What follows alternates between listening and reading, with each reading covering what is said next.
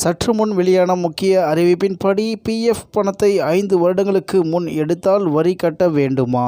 செய்தியை முழுமையாக கேட்கறதுக்கு முன்னாடி நம்ம சேனலை சப்ஸ்கிரைப் பண்ணலாம். சப்ஸ்கிரைப் பண்ணிக்கோங்க. மறக்காம பெல் பட்டனை கிளிக் பண்ணிக்கோங்க. அப்பதான் நம்மளுடைய அப்டேட்டட் நியூஸ் உங்களுக்கு உடனுக்குடன் வந்து சேரும். ஊழியர்களின் வருங்கால வைப்பு நிதி அதாவது இபிஎஃப் என்பது லட்சக்கணக்கான இந்திய ஊழியர்களுக்கு ஒரு பெரிய நிதி பாதுகாப்பு கருவியாகும். இதில் நாம் செலுத்தும் தொகை, அதன் மீதான வட்டி, முதிர்வு தொகை என மூன்றுமே வரி விலக்கு பெற்றவை. அதாவது ட்ரிபிளி என்பது இதன் மிகப்பெரிய பலம். ஆனால் இதில் ஒரு முக்கியமான நிபந்தனை உள்ளது. அந்த நிபந்தனை என்ன? உங்கள் பணத்தை 5 ஆண்டுகளுக்கு முன் எடுத்தால் வரி கட்ட வேண்டுமா? அதன்படி பிஎஃப் அதாவது இபிஎஃப் திரும்ப பெறுதலுக்கான அடிப்படை வரி விதியாக பொதுவாக உங்கள் இபிஎஃப் கணக்கில் உள்ள தொகையை தொடர்ந்து 5 ஆண்டுகள் சேவைக்கு பிறகு எடுத்தால் அந்த தொகைக்கு வருமான வரி விலக்கு அளிக்கப்படுகிறது.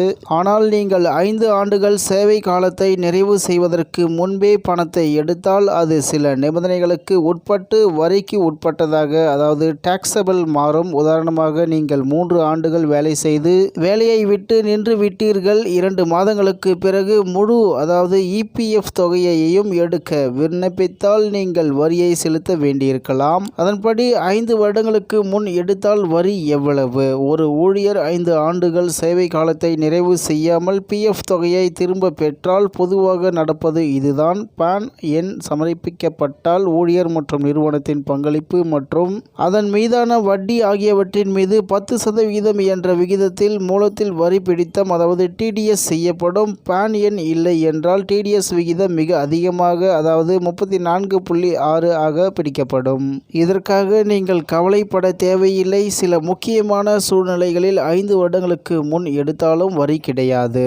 அதன்படி வரி விலக்கு பெறும் 5 முக்கிய சலுகைகள் என்ன என்றால், பின்வரும் சூழ்நிலைகளில் நீங்கள் 5 வருட சேவை காலத்தை நிறைவு செய்யாவிட்டாலும் பிஎஃப் திரும்ப பெறும் தொகைக்கு வரி பிடித்தம் அதாவது டிடிஎஸ் செய்யப்படாது. அதாவது பிஎஃப் கணக்கு மாற்றம். உங்கள் பிஎஃப் தொகையை ஒரு கணக்கிலிருந்து மற்றொரு பிஎஃப் கணக்கிற்கு அதாவது புதிய நிறுவனத்திற்கு மாற்றினால் அதற்கு வரி விலக்கு உண்டு. கட்டுப்படுத்த முடியாத காரணங்களாக ஊழியரின் மோசமான உடல்நலக் குறைவு, நிறுவனம் தொழிலை தொடராமல் மூடுதல், திட்ட பணிகளை நிறைவு செய்தல் அல்லது ஊழியரால் கட்டுப்படுத்த முடியாத வேறு ஏதேனும் காரணங்களால் வேலை நிரந்தரமாக நிறுத்தப்பட்டால் ரூபாய் 50,000க்கு குறைவான தொகை திரும்ப பெறும் தொகை. 50,000க்கு குறைவாக இருந்தாலும் 5 வருட சேவை இல்லாவிட்டாலும் டிடிஎஸ் பிடித்தம் செய்யப்படாது. படிவம் 15G அல்லது 15H சமர்ப்பித்தால் நீங்கள் ரூபாய் 50,000 அல்லது அதற்கு மேற்பட்ட தொகையை திரும்ப பெற்றாலும் உங்கள் பான் எண்ணுடன் படிவம் 15G அதாவது 60 வயதுக்கு கீழ் அல்லது 15H அதாவது 60 வயதுக்கு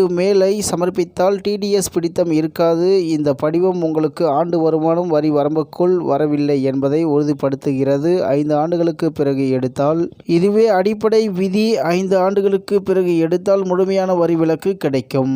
இந்நிலையில் 5 ஆண்டு சேவை காலம் எப்படி கணக்கிடப்படுகிறது? பழைய சேவை காலம் என்றால் உங்கள் தொடர்ச்சியான சேவை காலத்தை கணக்கிடும் போது நீங்கள் இதற்கு முன்பு பணியாற்றிய நிறுவனங்களில் நீங்கள் தொடர்ச்சியாக வழங்கிய சேவை காலமும் கணக்கில் எடுத்துக்கொள்ளப்படும். அதாவது நீங்கள் உங்கள் பிஎஃப் கணக்கை புதிய நிறுவனத்திற்கு மாற்றி இருந்தால் முந்தைய நிறுவனத்தின் சேவை காலமும் இந்த 5 வருட காலத்திற்குள் சேர்க்கப்படும். மேலும் சேவையில் இடைவெளி என்றால் உடல்நலக் குறைவு, அங்கீகரிக்கப்பட்ட விடுப்பு, சட்டப்பூர்வமான வேலை நிறுத்தம் அல்லது ஊழியரின் தவறு இல்லாத வேலை நிறுத்தம் போன்ற காரணங்களால் ஏற்படும் சேவை இடைவெளிகள் தொடர்ச்சியான சேவையாகவே கருதப்பட்டு வரி விதிப்பதற்கு உட்பட்ட சேவை காலம் தடைப்படாது. நிலையில் பிஎஃப் தொகையை முழுமையாக எப்போது எடுக்கலாம்? ஒரு ஊழியர் சூழ்நிலைகளில் தங்கள் இபிஎஃப் தொகையை முழுமையாக எடுக்க தகுதி பெறுகிறார். அதாவது 55 வயதை அடைந்த பிறகு பணியிலிருந்து ஓய்வு பெறுதல், நிரந்தர அல்லது முழுமையான வேலை செய்ய முடியாத நிலை காரணமாக ஓய்வு பெறுதல், இந்தியாவிலிருந்து நிரந்தரமாக வெளிநாட்டில் குடியேறுவதற்கு உடனடியாக முன்பு,